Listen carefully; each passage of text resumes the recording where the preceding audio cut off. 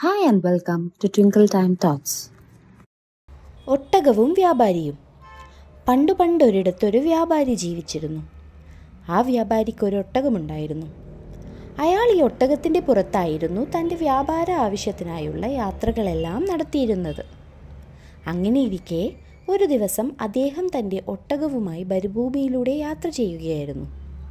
പകൽ മുഴുവൻ യാത്ര ചെയ്ത് ക്ഷീണിച്ച ആ വ്യാപാരി രാത്രിയായപ്പോൾ വിശ്രമിക്കാൻ തീരുമാനിച്ചു. എന്നാൽ മരുഭൂമിയിൽ അന്ന് രാത്രിയിൽ പതിവിലും തണുപ്പുണ്ടായിരുന്നു. മരുഭൂമിയിൽ ഒരു സത്രം അന്വേഷിക്കുന്നതിൻ്റെ ബുദ്ധിമുട്ടറിയാവുന്ന അയാൾ കയ്യിൽ കരുതിയ ഒരു ചെറിയ കൂടാരമെടുത്ത് അവിടെ തന്നെ കെട്ടി. കഷ്ടിച്ചൊരാൾക്ക് മാത്രം കിടക്കാവുന്ന വലിപ്പമേ ആ കൂടാരത്തിനുണ്ടായിരുന്നുള്ളൂ. വ്യാപാരി തൻ്റെ ഒട്ടകത്തിനെ കൂടാരത്തിന് പുറത്ത് കെട്ടിയിട്ടതിന് ശേഷം കൂടാരത്തിനുള്ളിൽ ഉറങ്ങാനായി കിടന്നു. കുറച്ചു സമയം കഴിഞ്ഞതും ആരോ വിളിക്കുന്നത് കേട്ട് ആ വ്യാപാരി ഉണർന്നു. അയാൾ പുറത്തിറങ്ങി ചുറ്റും നോക്കി. എന്നാൽ അവിടെ എങ്ങും അയാൾ ആരെയും കണ്ടില്ല.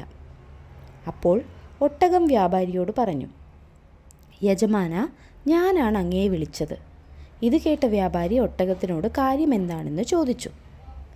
യജമാന, പുറത്ത് നല്ല തണുപ്പാണ്, എനിക്ക് ഉറങ്ങാൻ കഴിയുന്നില്ല. ഞാൻ എൻ്റെ തല ഈ കൂടാരത്തിനകത്തൊന്ന് വെച്ചോട്ടെ. നല്ലവനായ ആ വ്യാപാരി ഒട്ടകത്തിനെ കൂടാരത്തിനകത്ത് തല വയ്ക്കാൻ അനുവദിച്ചു. എന്നിട്ട് അയാൾ പിന്നെയും ഉറങ്ങാനായി കിടന്നു.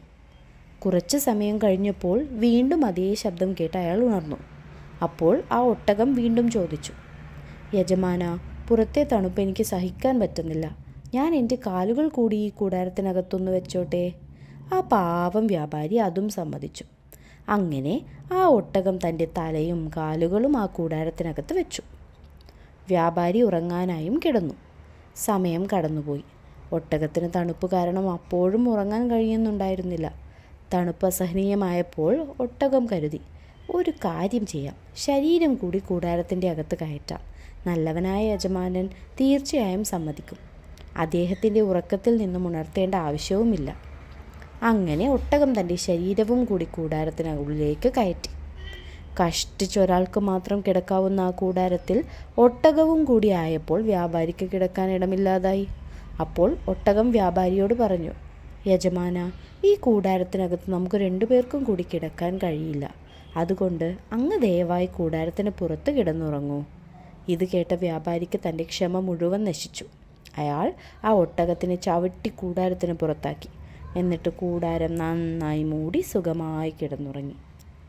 ഗുണപാഠം: നമ്മൾ ദയയുള്ളവരായിരിക്കുക എന്നതുപോലെ തന്നെ പ്രധാനമാണ് ദയ കാട്ടുന്നതിൽ അതിർവരമ്പ് നിശ്ചയിക്കുക എന്നതും. ഇല്ലെങ്കിൽ നമ്മൾ കാണിക്കുന്ന ദയ മറ്റുള്ളവർ ദുരുപയോഗം ചെയ്തേക്കാം. Thank you for watching. Please like, subscribe our channel.